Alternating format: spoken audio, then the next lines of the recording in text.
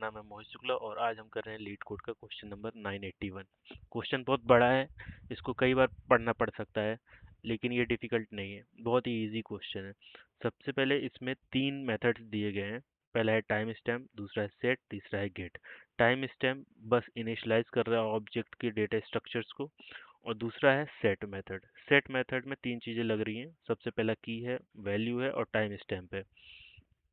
Basically ये एक की वैल्यू सेट कर रहा है किसी पर्टिकुलर टाइम स्टैम्प के लिए, ठीक है। और जब हम गेट मेथड कॉल कर रहे हैं तो गेट में दो ही चीज़ें लग रही है। सबसे पहला की और दूसरा टाइम स्टैम्प। तो उस की का क्या वैल्यू दिया गया है उस पर्टिकुलर टाइम स्टैम्प में, वो चीज़ अपने को रिटर्न करनी है, ठीक है। और अगर वो टाइम स्टैम्प में उसकी वैल्यू सेट नहीं की गई है तो उससे जस्ट पहले वाली टाइम स्टैम्प की वैल्यू क्या थी वो हमें देखनी है, ठीक है। तो अभी हम एग्जांपल की हेल्प से समझने की कोशिश करते हैं, ठीक है। तो ये टाइम स्टैम्प है, मेथड कॉल किया गया है, ठीक। तो इसमें इनिशियलाइजेशन बस हो रही है, मैं इसको हटा दे रहा हूँ। फिर दूसरा है सेट मेथड। सेट मेथड में तीन चीज़ें लग रही हैं। सबसे पहला है फू, दूसरा है बार और तीसरा है वन, ठीक है। तो ये हो गया की, ये हो गई वैल्यू, ये हो गई टाइम स्टैम्प। तो इसको हम स्टोर कर लेते हैं, ठीक है। फू का की है और इसमें है बार और ये टाइम स्टैम्प हो गई वन, ठीक है। अब ये मेथड कॉल हो चुका है। अब है गेट मेथड। गेट मेथड में क्या चीज़ें दी जा रही है, फू, की और टाइम स्टैम्प। तो ये हो गई की, हो गई टाइम स्टैम्प है वन, इसकी वैल्यू है बार, ठीक। तो बार में लिख लेता हूँ, ठीक।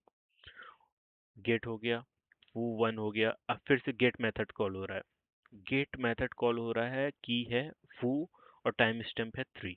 तो फू की वैल्यू इसमें जाएंगे, टाइम स्टैम्प थ्री कहाँ है, नहीं है। नहीं है तो उससे जस्ट पहले वाले थ्री से पहले क्या है, वन है। तो इसकी वैल्यू क्या है, बार है। इसको लिख लेते हैं, ठीक है। अब है सेट मेथड।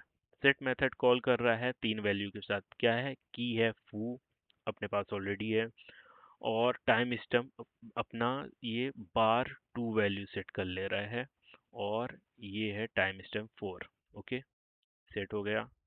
अब है get method. Get method call हो रहा है, की है फू और टाइम स्टैम्प है फोर। तो फू की वैल्यू सॉरी क्या, फू की वैल्यू टाइम स्टैम्प फोर में क्या है, बार टू है, ठीक। ये भी हटा देता हूँ गेट मेथड। अब क्या हो रहा है, फिर से गेट मेथड कॉल हो रहा है, लेकिन अब की बार टाइम स्टैम्प फाइव के लिए। गेट कॉल हो रहा है, फू की है और टाइम स्टैम्प फाइव नहीं है, तो उससे फाइव से पहले क्या आता है, फोर आता है, ठीक है। तो फोर की वैल्यू टाइम स्टैम्प फोर में क्या वैल्यू थी, तो बार टू था, ठीक है। आ गया बात समझ में। तो दो चीजें अब अपने को डेटा स्ट्रक्चर बनाना है इसमें, कि कैसे अपन वैल्यू को स्टोर करने वाले हैं, ठीक। तो जब भी की और वैल्यू की बात हो तो इतना समझ में आ जाना चाहिए कि हम डेटा स्ट्रक्चर मैप तो हम यूज करने ही वाले हैं, ठीक है। तो सबसे सही होगा इसमें हैश मैप, ठीक।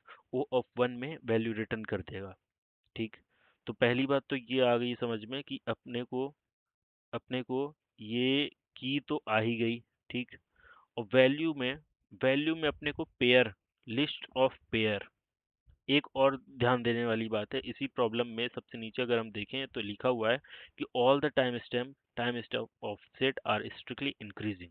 इसका मतलब कि जब भी सेट मेथड कॉल होगा वो लेटेस्ट, मतलब इंक्रीजिंग ऑर्डर में ही होगा। ऐसा नहीं होगा जैसे यहाँ पर दिया है बार वन, बार सॉरी बार बार और टाइम स्टैम्प है वन, अगला आया सेट मेथड कॉल आया तो ये एक से बड़ा ही रहेगा, चार रहेगा। अब नेक्स्ट जब इसमें सेट कोई मेथड कॉल होगा तो वो चार, ये चार से बड़ा ही रहेगा, ठीक है। हमेशा बड़ा ही रहेगा, पांच रहेगा, छह रहेगा, कुछ भी हो सकता है, लेकिन हमेशा बड़ा रहेगा, ठीक है। तो जब भी कोई भी चीज जब सॉर्टेड मैनर में रहे तो हमारे दिमाग में सबसे पहले आना चाहिए कि इन हम लीनियर सर्च नहीं करने वाले हैं इसमें। हम इसमें बाइनरी सर्च का यूज कर सकते हैं, जिसका time complexity O of one हो, ओ ऑफ लॉग एन हो जाएगा, ठीक है। अगर हम लीनियर सर्च करेंगे तो टाइम कॉम्प्लेक्सिटी बहुत ज़्यादा हो जाएगी, एन और लॉग एन में बहुत ज़्यादा डिफरेंस है। हम अगर छोटा इनपुट रहेगा तो ज़्यादा कुछ डिफरेंस नहीं आएगा, ठीक है। लेकिन अगर लाखों हैं इसमें कोई चीज़, तो उसमें लॉग एन बहुत ज़्यादा कम रहेगा। ठीक, तो इतना समझ में आ गया है कि अपने को इधर की यूज करनी है, और दूसरा होगा पेयर, लिस्ट ऑफ पेयर। ठीक है, लिस्ट ऑफ पेयर। और पेयर के अंदर क्या होगा, सबसे पहला होगा, कुछ भी हो सकता है, पहला हो सकता है टाइम स्टैम्प हो सकता है, और दूसरी हो सकती है वैल्यू हो सकती है। ठीक, अब हम इसको कोड में करके देखते हैं कि कितना आसान है। ठीक, तो सबसे पहला होगा टाइम स्टैम्प में हम हम एक वो बना लेते हैं, हम एक क्लास बना लेते हैं जिसमें दो चीजें होंगी। सबसे पहला होगा सबसे पहला होगा एंड स्टैम्प टाइम स्टैम्प हो गया। ठीक, और दूसरा हो गया वैल्यू हो गई। ठीक, अब इसका हम बना लेते हैं कंस्ट्रक्टर कि इंट टाइम स्टैम्प आ गया। ठीक है, टाइम स्टैम्प, और दूसरी है स्ट्रिंग वैल्यू। तो अपन इसको सेट कर देते हैं, this dot time stamp is equal to time stamp, और दूसरा है this is equal to value, is equal to value. ठीक, अब हम यहाँ पर बना लेते हैं एक मैप। मैप में क्या होगा, पहला होगा स्ट्रिंग, और दूसरी होगी लिस्ट ऑफ नोड। ठीक, इसको मैप दे नाम दे देता हूँ। अब जब ये इनिशियलाइजेशन इसमें होगा, राइट, तो जब इनिशियलाइजेशन होगा तो इसमें हम क्या करेंगे कि हम एक न्यू हैश मैप क्रिएट कर लेते हैं, राइट, बस। और अब सेट सेट मेथड तो बहुत ही इजी है। क्या करना है इस सेट में, सबसे पहले तो हम इसमें बना लेते हैं लिस्ट ऑफ नोड, जिसको बोल देते हैं नोड्स। और ये होगा क्या, न्यू अरे लिस्ट। ठीक, अब हम ये चेक करेंगे कि उस मैप में ऑलरेडी की एग्जिस्ट कर रही है या नहीं। तो हम इसमें चेक कर लेंगे कि अगर एग्जिस्ट करती है तो हम रिटर्न कर देंगे notes is equal to map dot get key. Okay, और अगर एग्जिस्ट नहीं करती है तो हम उसमें नोट्स डॉट ऐड, तो इसमें हम पहले वो नया नोड ऐड कर देते हैं जो अभी सेट करने के लिए बोला गया। तो न्यू नोड, और इसमें हो जाएगा टाइम स्टैम्प, और दूसरी हो जाएगी वैल्यू। नोड में आ गया। अब नोड को अपने को डालना है मैप में, map dot put map dot put की, और ये हो जाएगा नोट्स। ओके, बहुत ही इजी है ये क्वेश्चन, एटलीस्ट सेट तो है। ठीक, और अब गेट मेथड कॉल करते हैं। अब गेट में क्या है कि सबसे पहले अपने को तो चेक करना है कि मैप डॉट कंटेंट्स वो की है या नहीं है। अगर है तो हम उसमें बाइनरी सर्च लगाएंगे। ठीक है, तो अब इसके अंदर अपने को लिस्ट ऑफ नोड, जो कि नोड्स है, is equal to map dot get, और ये की चेक कर लेते हैं कि उस की में क्या नोड दिया गया है, और हम एक मेथड बना लेते हैं। ठीक है, वो मेथड का रिस्पॉन्सिबिलिटी होगी कि वो फाइंड करके दे। ठीक है, तो हम गेट फ्रॉम लिस्ट करके एक मेथड बना लेते हैं। इस मेथड में होगा नोट्स और टाइम स्टैम्प, जिस टाइम स्टैम्प पे अपने को ढूंढना है। ठीक है, नहीं तो रिटर्न कर दे रहा हूँ कुछ भी नहीं, एम्प्टी स्ट्रिंग। ठीक है, अब लिखते हैं private string get from list. ठीक है, तो इंट हो गया, सॉरी, यहाँ पर हो गया लिस्ट ऑफ नोड, जो कि है नोट्स, और इंट टाइम स्टैम्प।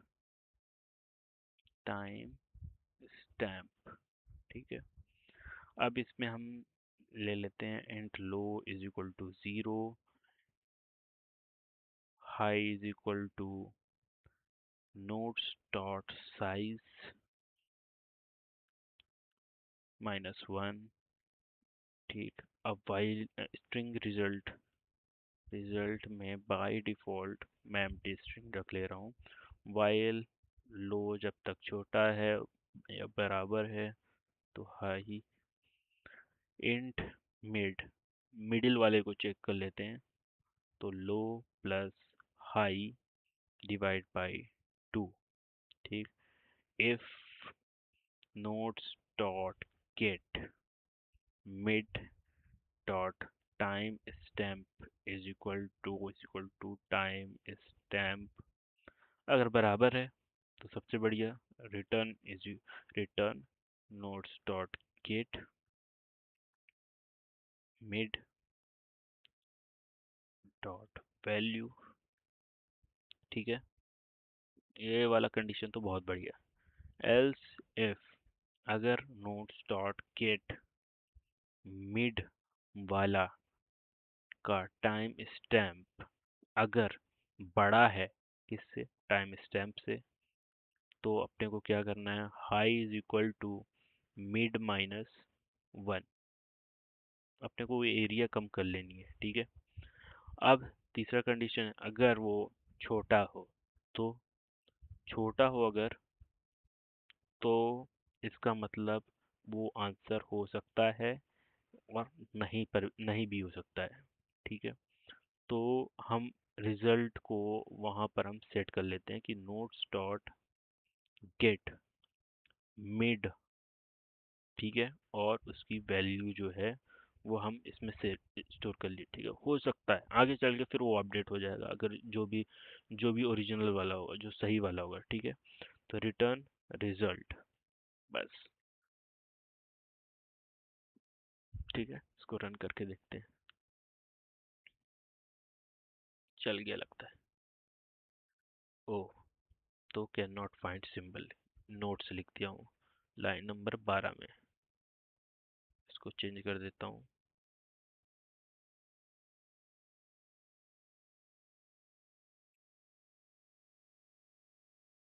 एक्सेप्टेड। ठीक है। अब इसको सबमिट करके देखता हूँ। सही है, हो गया। बहुत ही इजी क्वेश्चन है, एक बार समझ में आ जाएगा तो इसको इम्प्लीमेंट करना बहुत ही इजी है। क्वेश्चन बहुत बड़ा है, लेकिन एक बार समझ जाओ तो बहुत ही छोटा क्वेश्चन लगेगा। ठीक है। Thank you for watching.